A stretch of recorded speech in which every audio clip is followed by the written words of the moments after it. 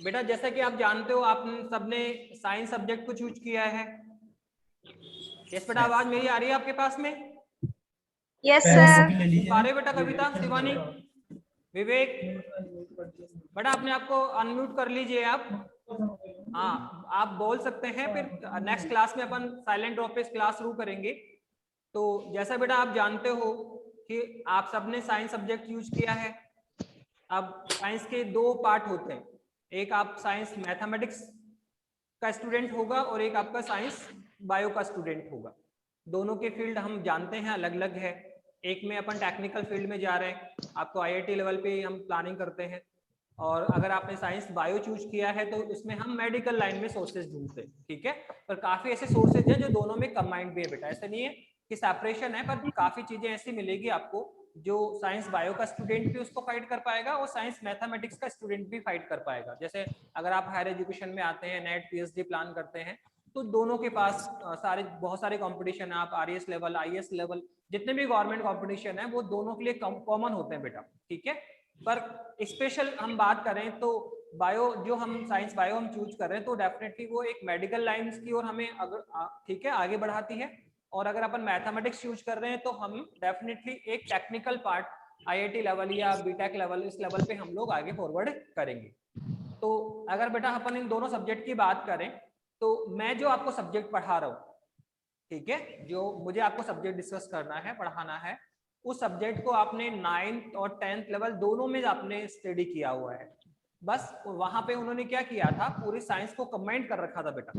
आपने 9th class में science की बुक देखी होगी, 10th में आपने साइंस स्टडी किया होगा, तो उसमें देखा होगा कि जो हमारा कंप्लीट साइंस है वो एक ही बुक में हुआ करता है। लेकिन उसमें आप जब आप चैप्टर डिवाइड करेंगे तो आप देखो वो 3 पार्ट में डिवाइड है। अगर पूरी बुक को थोड़ा सा डेप्थ तक स्टडी करेंगे तो जो कंप्लीट अपना साइंस था बेटा उसके 3 पार्ट है। आप देखो उसमें आपको कुछ केमिस्ट्री के चैप्टर्स मिले होंगे जहां अपन ने रिएक्शन की बात की होगी, हम एसिड है, बेस है, इनकी बात करते हैं, ठीक है, केमिकल्स की बात करते हैं। तो वो केमिस्ट्री वाला पोर्शन है। वो बेटा किसका पोर्शन है बेटा? केमिस्ट्री वाला पोर्शन है। केमिस्ट्री के 3 से 4 चैप्टर आपको फाइंड आउट होते हैं 9th क्लास में। ऐसे 10th क्लास में भी केमिस्ट्री के कुछ है ना चैप्टर्स होते हैं। और केमिस्ट्री के अलावा अगर हम देखेंगे तो उसमें सर फिजिक्स होता है। फिजिक्स को हम हिंदी में बोलते हैं भौतिक विज्ञान, ठीक है।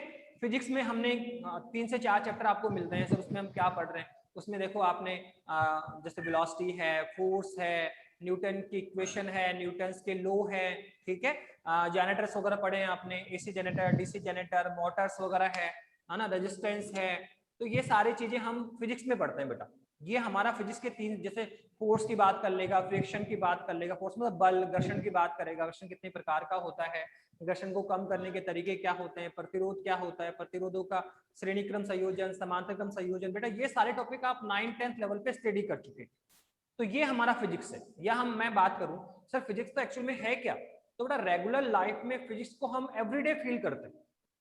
अगर अपन फिजिक्स की बात करें तो रेगुलर लाइफ में हम फिजिक्स को एवरीडे फील कर रहे हैं। जैसे हम अभी आप क्लास ले रहे हैं, ठीक है, तो आप कंप्यूटर सिस्टम पे काम कर रहे हैं, तो बड़ा इसमें कहीं ना कहीं इस जो टेक्निकल फील्ड है सर वो कंप्लीटली फिजिक्स से जुड़ा हुआ होता है। उसका प्रोसेसिंग क्या होगा, वो किस सिस्टम पे काम करेगा, ठीक है, उसमें एक प्रोग्रामिंग लॉन्च हो रखा है, ठीक है। जिस रूम में आप बैठे हैं वहां एक फैन चल रहा होगा, तो फैन कैसे रोटेशन कर रहा है, इसमें हमने मोटर को यूज किया हुआ है, इसमें एसी मोटर है, डीसी मोटर है। तो ये कंप्लीटली फिजिक्स है बेटा। रेगुलर लाइफ में हम जब चलते हैं तो हमारे चलने में भी हमें कौन हेल्प करता है सर? घर्षण बल। अगर हम घर्षण बल नहीं हो तो हम रेगुलर चल भी नहीं पाए, वॉक भी नहीं कर पाएंगे। तो हम अपनी रेगुलर लाइफ में हमें उठना है, बैठना है, तो ये क्या एक फोर्स है, बल है, ठीक है। चलना, घूमना फिरना, जंपिंग करना, मतलब हर मोमेंट में आपको कहीं ना कहीं फिजिक्स देखने को मिलेगा। तो रेगुलर लाइफ में हम एग्जाम्पल लेते हुए हम अपने सब्जेक्ट को बहुत इजी लेवल पे स्टडी करेंगे बेटा। तो कुल मिला के हमारे साइंस के 3 पार्ट होंगे, फिजिक्स, केमिस्ट्री, और जो इसका 3rd पार्ट होता है साइंस की बुक में सर वो था बायो का पोर्शन, जिसमें आप जूलॉजी और बॉटनी स्टडी करते हैं। प्लांट्स के रिगार्डिंग, जो पेड़ पौधे हैं, प्लांट्स के रिगार्डिंग जो स्टडी होगी वो बॉटनी पार्ट होता है। और जो एनिमल्स के रिगार्डिंग हम जो स्टडी करते हैं बेटा वो जूलॉजी पार्ट होता है। वो दोनों मिलके बायो होता है, ठीक है। तो हमारे साइंस के 3 पार्ट हो गए, फिजिक्स, केमिस्ट्री और बेटा आपका बायो, ठीक है। तो आपको तीनों ही पढ़ने। अगर आप साइंस बायो ले रहे हैं तो आप देखो बायो का स्टूडेंट तो फिजिक्स पढ़ेगा, केमिस्ट्री पढ़ेगा और बायो पोर्शन पढ़ेगा। लेकिन अगर किसी स्टूडेंट ने मैथमेटिक्स ले रखा है तो मैथ्स वाले बच्चे को फिजिक्स पढ़ना है, केमिस्ट्री पढ़नी है, और साथ में उसको क्या मिलने वाला है बेटा, मैथमेटिक्स मिलने वाला है। मैथ्स की बुक तो आप देखो 10th और 9th में अलग लेवल पे चलती है, साइंस में बायो को भी उसके साथ कमेंट कर रखा है। तो अगर आप साइंस मैथ्स के स्टूडेंट हैं तो फिजिक्स आपके लिए स्टडी होगा, केमिस्ट्री आपको स्टडी करनी पड़ेगी, और बेटा साथ में क्या पढ़ोगे, मैथमेटिक्स। तो ये आपके 3 ऑप्शनल सब्जेक्ट हो गए, फिजिक्स, मैथ्स और केमिस्ट्री, ये आपका साइंस मैथमेटिक्स हो गया। पर अगर आप साइंस बायो के स्टूडेंट हैं तो फिर आपको मैथ्स विड्रॉ करना पड़ेगा, वहां आप क्या स्टडी करेंगे, फिजिक्स पढ़नी है आपको, केमिस्ट्री पढ़नी है और बायो पढ़नी है। तो कुल मिला के अगर आपने देखा होगा कि सर 2 सब्जेक्ट कॉमन आ रहे हैं। अगर आप साइंस मैथ्स के स्टूडेंट हैं तो भी आपको फिजिक्स केमिस्ट्री पढ़नी पड़ रही, और अगर आप साइंस बायो के स्टूडेंट हैं तो भी आपको फिजिक्स केमिस्ट्री स्टडी करनी है। तो 2 सब्जेक्ट तो आपके ऐसे हैं जो कॉमन होंगे, चाहे आप मैथ्स के स्टूडेंट हो चाहे आप बायो के स्टूडेंट हो, दोनों को ही रीड करने, ठीक है। हाँ, आपका जो सब्जेक्ट सेपरेशन हो रहा है वो किससे हो रहा है, बायो और मैथ्स से हो रहा है। अगर आप बायो ले रहे हैं तो बायो को रीड करें साथ में फिजिक्स केमिस्ट्री साथ में, और अगर आपने मैथमेटिक्स यूज कर लिया है तो आप फिजिक्स केमिस्ट्री साथ में मैथ्स आप स्टडी करेंगे, ठीक है। इस तरह से आपके 3 ऑप्शनल पेपर हो जाएंगे। तो जो कॉमन पेपर है फिजिक्स का बेटा, मुझे तो आपको कॉमन पेपर पढ़ाना है फिजिक्स, मेरे साथ तो बायो वाले स्टूडेंट भी जुड़ेंगे और मैथ्स वाले बच्चे भी जुड़ेंगे, ठीक है। तो हम फिजिक्स शुरू करने जा रहे हैं। तो 11th क्लास में अगर हम बात करें बेटा चैप्टर्स की, तो काफी सारे चैप्टर्स हमें आपको देखने को मिलेंगे। और इन्होंने क्या कर रखा है बेटा, फिजिक्स को काफी सारी चीजों में डिवाइड कर रखा है। आप देखो, अगर हम फिजिक्स की बात करें तो फिजिक्स को अगर हम डिवाइड करें तो काफी सारे इसके फील्ड है। जैसे हम बात करें डायनामिक्स हो गया आपका, ऑप्टिक्स हो गया, ठीक है, मैकेनिकल हो गया आपका, इलेक्ट्रिकल हो गया, थर्मोडायनामिक्स हो गया बेटा। तो ये सारे फिजिक्स के पार्ट सुनने को मिलते हैं। जैसे हम कई बार कहते हैं ना, कई बार आपको डिस्कस करने को मिलता है, कई बार बात करते हैं आप कि कोई स्टूडेंट अगर बीटेक कर रहा है आपके फैमिली में या कोई क्लोज रिलेशन में कोई बीटेक कर रहा होता है, तो सबसे पहले पूछा जाता है कि आप किस ब्रांच में आप बीटेक कर रहे हैं, बीटेक आप किस में कर रहे हो। तो कोई बोलेगा मैं इलेक्ट्रिकल में बीटेक कर रहा हूँ, कोई स्टूडेंट ये बोलेगा कि मैंने मैकेनिकल में बीटेक किया, कोई, ठीक है। तो ये एक्चुअल में है क्या, कंप्यूटर साइंस में भी बीटेक होता है बेटा, कंप्यूटर साइंस में बीटेक हो रहा है, मैकेनिकल में बीटेक हो रहा है आपका, इलेक्ट्रिकल में बीटेक हो रहा है बेटा आपका।